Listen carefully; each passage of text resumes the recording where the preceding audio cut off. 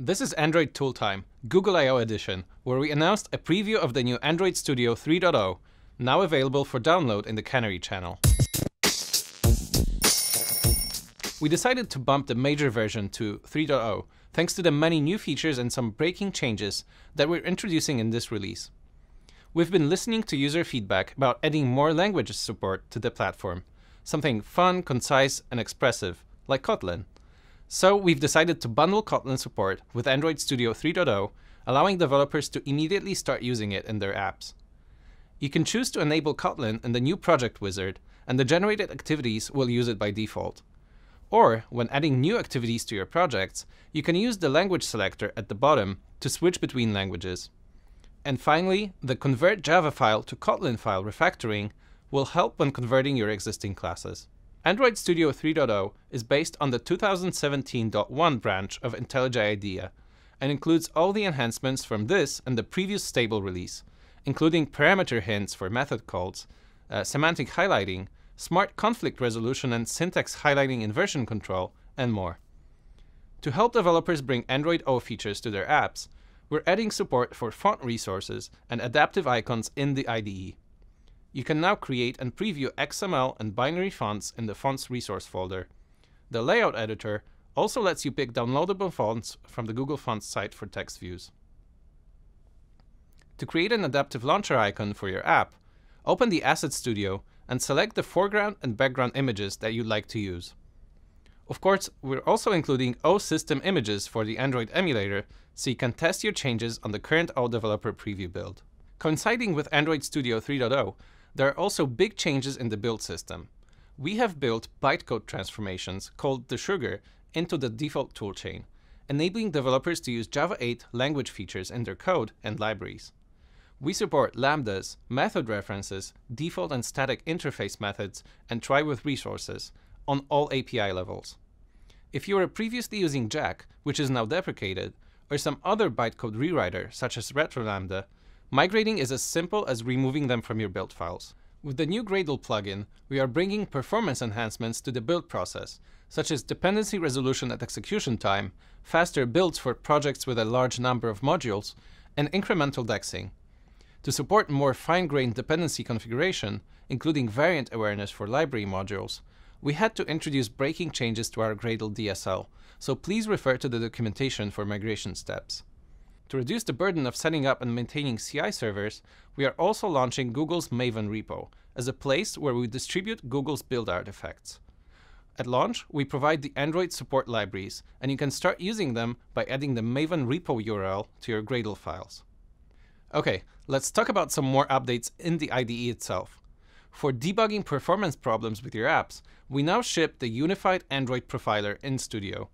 It's really a set of 3 profilers for CPU, memory, and network, shown on a single timeline that also includes various app events, such as user inputs, rotations, and activity changes. By clicking on any of the 3 profilers, you can open the detailed view. For CPU, this includes a list of threads and a way to record and explore method traces. The memory view now shows a more detailed breakdown of where the memory is allocated, as well as lets you track object allocations and dig into heap dumps.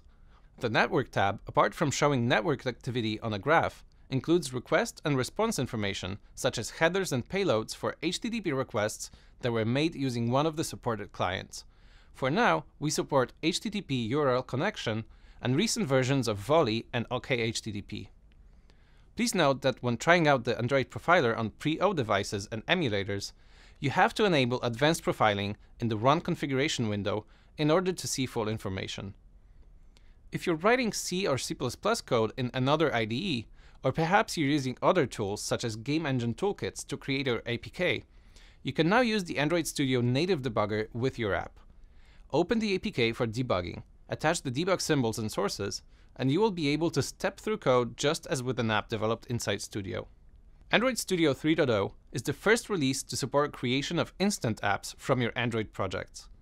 There are 2 new module types, Instant App and Feature. Together with a new refactoring system, they help modularize your app. The AppLinks Assistant helps set up the necessary AppLinks support, while deploying an app includes automatic device provisioning for running instant apps. If you run into any problems when testing instant app builds, we've updated the APK analyzer to open instant app zip bundles. But that's not all. The DEX viewer now supports loading ProGuard mapping files to show removed and retained nodes, and can generate ProGuard keep rules. It also has an improved user interface, including filtering and search, lets you explore method usages, inspect bytecode decompiled to Smiley format, and supports multi-DEX.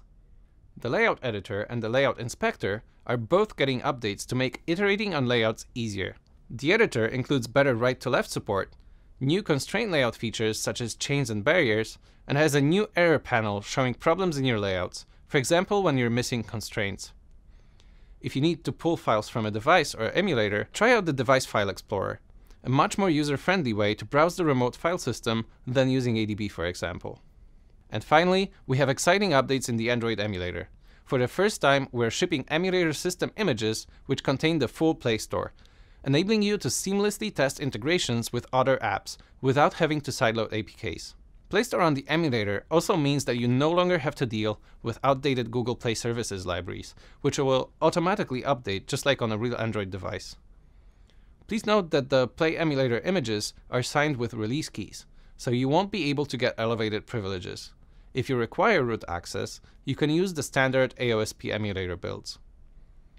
Other important changes in the emulator include OpenGL ES 3.0 compatibility, a new bug reporting tool under Emulator Help, Wi-Fi network emulation, and a proxy settings page. For Wear developers, we added rotary input controls. Phew, as you can see, there are a lot of new things to play with in this release of Android Studio. Remember that we're doing these previews to get your feedback and fix bugs that you find in your projects. You can use the new Android issue tracker to get in touch with us, and be sure to follow Android Studio on Twitter for updates.